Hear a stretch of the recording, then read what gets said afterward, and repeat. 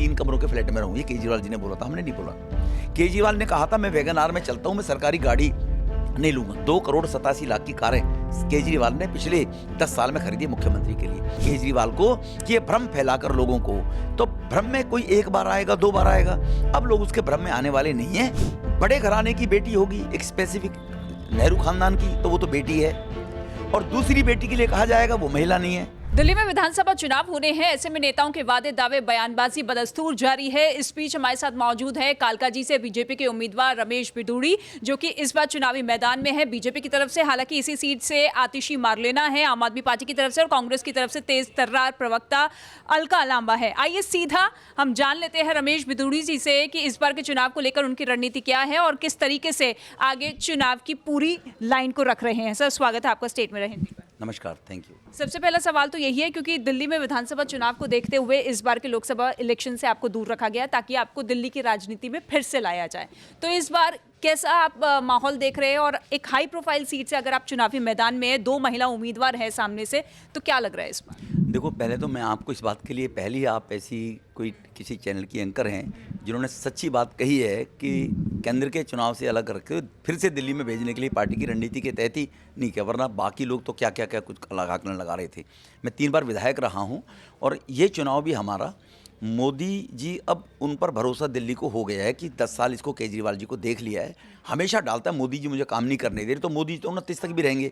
तो इसलिए हमारा मेन फोकस है दिल्ली की जो आपदा ने घेर रखा है, पीने का पानी साफ़ नहीं है, सड़कें टूटी पड़ी, हम स्वयं चल के आई होंगी गाड़ियों में, सड़कों के ऊपर जाएगी, सीवेज सिस्टम कोलैप्स हो गया है बिल्कुल एकदम, लोगों के घरों में सीवर, गली नंबर 13 गोविंदपुर में गुरुद्वारा लाइन में चले जाओ, लोगों के बेसमेंट में सीवर के पानी रिस्क के टूट के, और बेसमेंट में पानी 1.5 फुट भरा हुआ जी। आतिशी जी कहती हैं कि मैंने गोविंदपुर में सीवर डाल दिए, तो गोविंदपुरी गली नंबर 13 की मैं कहानी बता रहा हूँ, गोविंदपुरी 6 की बता रहा हूँ, गोविंदपुरी 9 की बता रहा हूँ, ये सब बुरा हाल है इन गलियों का जी। इसी प्रकार से जो दिल्ली के अंदर पर्यावरण के दूषित दिल्ली बना दी गई है, चैम्बर गैस का दिल्ली हो गई है बरसात के सर्दी के मौसम में।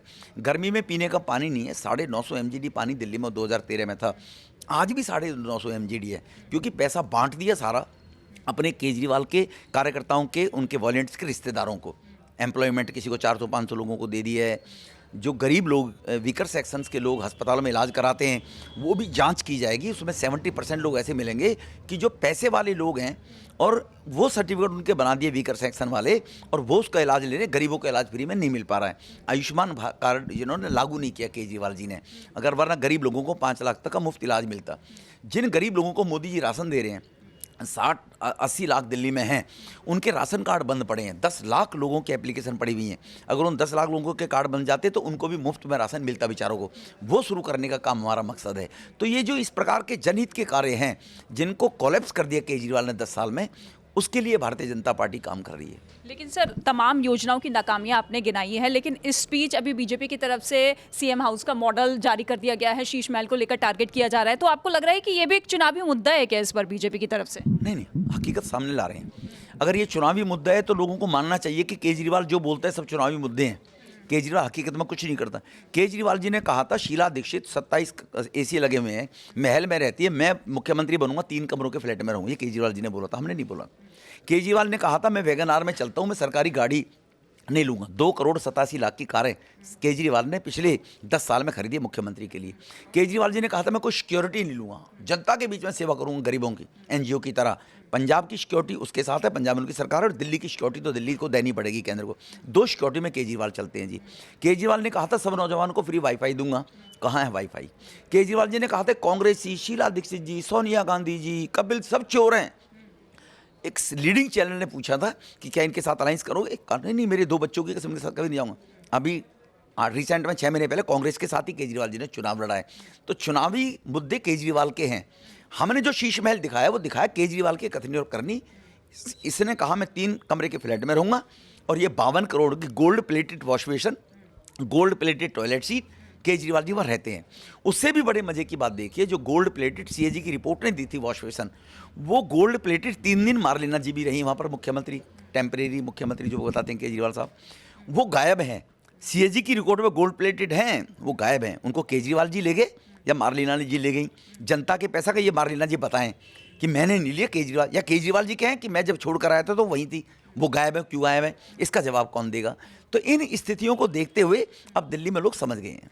अच्छा, आरोप ये भी लग रहे हैं कि देखिए कांग्रेस पार्टी को बीजेपी की तरफ से फंडिंग की जा रही है, संदीप दीक्षित का चुनावी कैंपेन हो या बाकी नेताओं की हो, क्योंकि जो वोट बैंक 2013 के बाद से कांग्रेस पार्टी का है वो शिफ्ट हो गया था आम आदमी पार्टी में। तो क्या वाकई ऐसा कुछ है कि पीछे से कुछ प्लानिंग चल रही है ताकि आम आदमी पार्टी को डेंट पहुंचाया जाए, और आप लोगों की भी मंशा ये है कि कांग्रेस का इस बार का परफॉर्मेंस अच्छा रहे? नहीं, हम 51% वोट के लिए लोगों से अपील कर रहे हैं। हमने कांग्रेस से कोई लेना देना नहीं है। परवेश वर्मा जी पहले एमएलए जीत चुके हैं।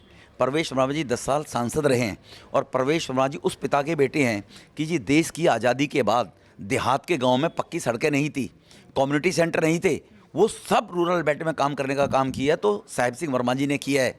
वो कोई हमारे लिए परवेश वर्मा बीजेपी के लीडर हैं, तो इसलिए कोई वो वॉकओवर देने वाला जो कांग्रेस, देखो कांग्रेस की ए बी टीम तो ये दोनों थे, मिलकर चुनाव लड़ रहे थे, पूरे देश में लड़े इंडी गठबंधन के साथ में।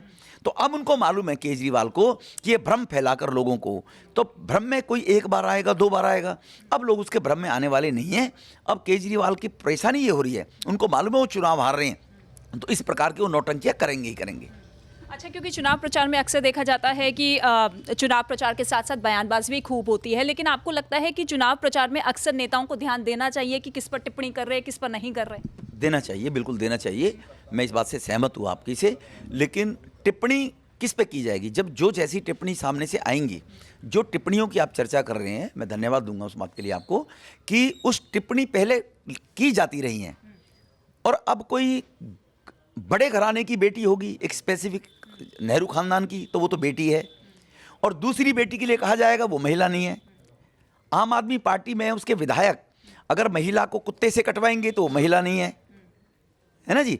स्वाति मालीवाल मुख्यमंत्री के घर में पीटी जाएगी राज्यसभा सांसद, वो महिला नहीं है, क्योंकि वो बड़े घराने की बेटी नहीं है। तो ये भी जनता को डिफाइन करना पड़ेगा, इतना है बस। इस बार 26 साल का वनवास खत्म हो रहा है बीजेपी? स्वाभाविक रूप से बीजेपी का 26 साल का वनवास 100% खत्म होगा। चलिए, बहुत बहुत शुक्रिया सर हमसे बातचीत करने के लिए। तो रमेश बिधूड़ी जी को सुन रहे थे, जो कि अपनी जीत को लेकर पूरी तरीके से आश्वस्त है और पुरजोर तरीके से जनता के बीच में संवाद करते हुए नजर आ रहे हैं। कैमरा पर्सन अखिल के साथ मैं ऋतिका सिंह, स्टेट ब्यूरो हिंदी।